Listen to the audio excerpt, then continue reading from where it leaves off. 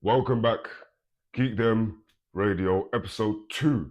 I hope you guys are doing all right. I was actually meant to drop an episode much earlier, but life, adulting things. You know, when adulting is adulting, it adults and it adults very hard. If you know, you know. For those younger that haven't got to the adulting stage, must be nice. But when you get here, it's difficult, innit? But rant for another day. Anyways, I hope you lot have been good. I'm all right, actually. I'm doing okay. In the midst of busy weeks, deadlines, and whatnot, one of the things that get me through, if it isn't already obvious by the fact that it's called Geek Them, is geek stuff, entertainment, movies, games, anime, you name it, music, you name it. I really want to talk about anime, though. I really want to talk about anime. The reason I want to talk about anime is because I have two anime that I'm really enjoying. Only 2 episodes out. I'm gonna start with Gachiakuta. Gachiakuta. Um, I really like this anime. So you can watch it on Crunchyroll.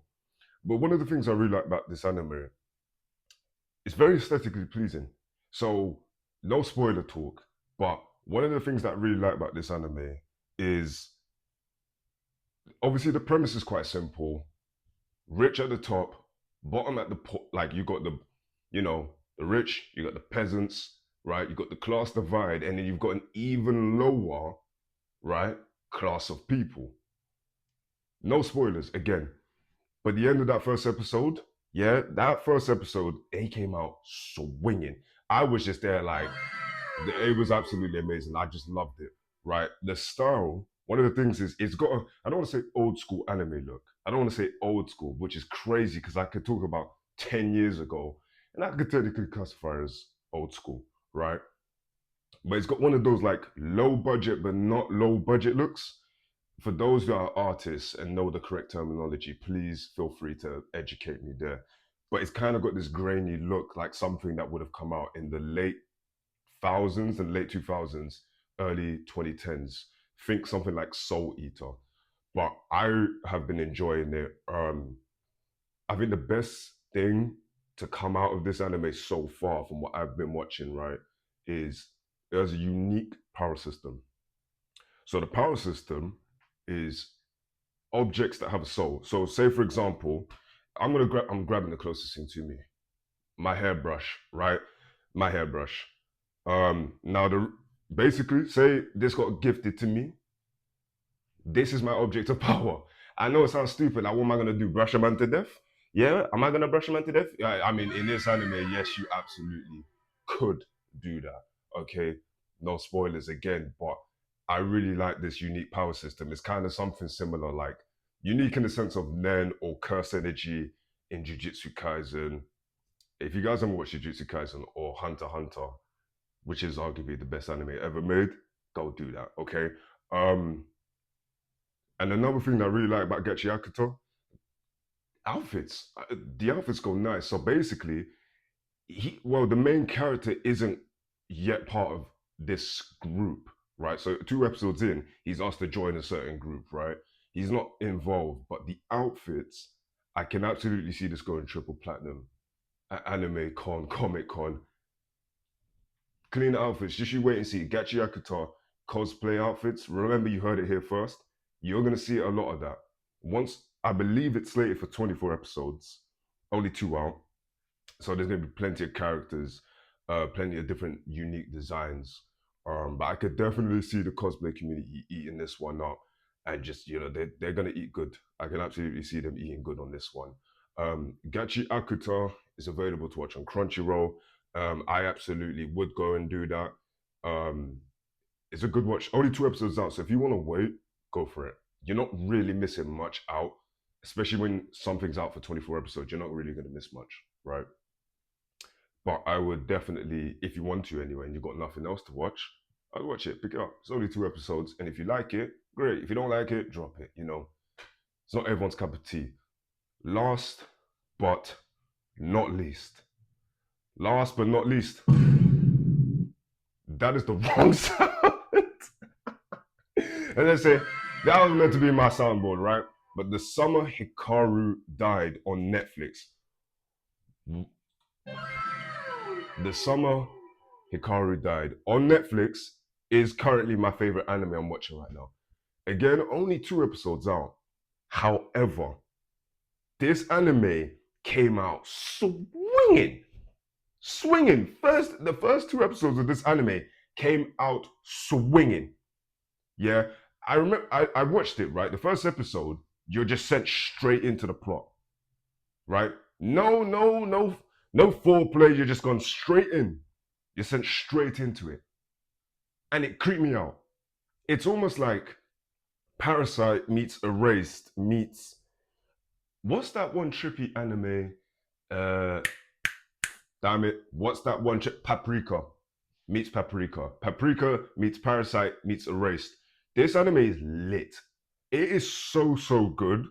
If you are a horror fan, right? If you're into horror, if you're into Junji Ito, Uzumaki, if you're into that kind of stuff, this is for you. This is absolutely for you. It's insanely good. The first 2 episodes have just been absolute amazing. Godsend. Honestly, had one of the strongest pilot episodes that I've seen in anime, right? I absolutely oh man, it's good. Absolutely good. And then again, visually, aesthetically, impressive. Like it's gorgeous. You could tell they got budget on this. But it's trippy, it's mysterious, it's visually stunning. Currently slated for about 12 episodes. And at the current trajectory, I can see this being one of the best 12 episode anime up there. Like absolutely up there, one of the best 12 episode anime seasons. One season and that's it. Of this, yeah. This I can highly recommend this to anyone, especially if you're not like scared and you're into horror. This is absolutely amazing. Like for me personally, this will be good. Like this will end up being one of those all time. It'll be up there for debate. Some of the best anime made. I am enjoying the hell out of this, but I have to say, I'm not scared, right? I'm not easily scared. I I do have quite the stomach for horror and for trippy stuff here and there, right? But if I'm being completely honest with you, in episode 2, there's a moment there is a moment in episode 2 where the words marinated raw chicken has never made me feel so disgusted in my life. Marinated raw chicken. It was honestly, right? What, and then an image of marinated raw chicken comes up. HD, and I was like, yeah, this is sick. Double entendre. This is sick. Double entendre. Yeah. I'm working on my bars recently, but my word, when I tell you, I almost turned vegan because that just creeped me out and made me feel so uncomfortable. But it was done so well. I had to come on here and tell you guys, marinated raw chicken. That's it. That's all I have to say. That line, that scene was like, okay, yeah, this is good. This is good. The Summer Hikaru Died is on Netflix. Please go watch that. Original anime. Go support that. Please go watch it. It is absolutely godsend. On other news, gaming related news, Marvel Rivals. If you're like me, I've clocked in about 500 hours of Marvel Rivals. I do enjoy it. I did come off for a bit after season 2.5. Just started playing other games, but season 3, it's been good. Not particularly like anything amazing, I would say. But funny enough, there's one thing that happened in season 3 that really pissed me off. It's Wolverine. Wolverine got nerfed. Season How long has it been? Today is the 17th of July. Season 3 came out July 11th. He's already been nerfed. It hasn't even been a week yet. Why? Because he's just so damn annoying. He is just permabanned. You know, like he's permabanned. in rank play, and for good reason. Because why would you give that guy lifesteal? Lifesteal, Wolverine. Us Vanguard mains are suffering, suffering. Us Vanguard mains can't have nothing. DPS and strategist healers arguing. They're arguing. Oh, this strategist this. Oh, healers that. DPS this. Damage that. Us Vanguard mains are just stuck in the middle. Yeah, of a broken home. This is what this is, right? What do you got? The parents arguing. Vanguard main, the child in the middle, suffering, suffering. Feed us, give us something, man. I'm a bit. The only saving grace that I've got as a Vanguard main is the thing. I can get flyers. That's it. Other than that, though, Vanguard mains, we are suffering in this dunya. Another thing that I've noticed about season 3, there's less hype. I feel. Now, I'm not sure. I'm not sure what it is, but actually, no. I have an idea as to what it is, but there's definitely less hype surrounding this season, and I can't tell if that's because we're getting some people just hopping off the game and just, I don't know, fed up with rank play and the matchmaking, or my main theory is that it's Blade. Now Blade has been teased for what, a good whole season, maybe two, you know, and it's like, you know what? No, he's been teased for about 2 seasons actually. He's been teased for about 2 good seasons, and then when he's finally announced that we'll be getting Blade, he's the second character. He's the last character we're getting in this season. And I think everyone's just going, everyone's just throwing their hands up and just like, oh, do you know what? Who gives a toss? Who cares? We got Phoenix. I'm not a DPS main, so I don't really care for other DPS. I'm excited for Blade, but I don't really care about Phoenix. And Phoenix, she's all right. I mean, I've not played her. She's always getting insta locked. I don't really care for it, but there definitely seems to be less hype surrounding the season. I think it's because everybody really wants Blade, and I don't blame them. Blade is an absolute legend, staple, and such an important character in Marvel.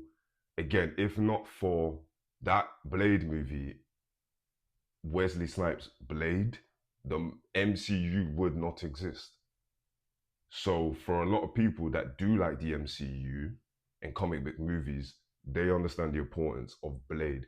And another thing that really, again, rant for another day, but Mahershala Ali's Blade not seeing the light of day is just, it is one of those things that makes me really upset, because of all, after I'm still in comic book movie fatigue, honestly, if I'm being completely honest, right? That would have got me out 100%. That would have taken me out of that fatigue, and then we didn't get it. How hard is it to make a vampire movie with Mahershala Ali as your lead? I don't know. Apparently, it's high diff. Apparently. Um, and now for the last bit of news, again, we got Beyblade. Beyblade tournament this Sunday at Europa Gaming in Wembley. Format is Dran Draft. I would implore you guys that have never come down before to come down. This is the perfect format because your parts are completely randomized, right? So there's going to be a whole draft where everything from your free parts, your blade, your ratchet, your bit, completely randomized, and it's in a pool of parts. So basically, it's not infinite. So there's limited amounts of bits and parts, and you just gotta hope that your RNG is on favor that day. Last time I did this format, I went 1-4. I got absolutely cooked. I pulled dog shit. Was not happy. I crashed out, and yeah, I was free elo that day, and it was very dark. So I'm hoping my RNG this time around is very different. You can get your tickets at Beyblade XL London. I will drop a link in the description below for you guys to come through. It'd be nice. You can meet like-minded people. Everyone's cool. Everyone's great. Riaz is an amazing organizer. Shout out to him. The people that come on down there, amazing. Really welcoming to newcomers. But yeah, aside from that, again, I hope you guys have a good end of your week. This is Geek Them Radio, and I will speak to you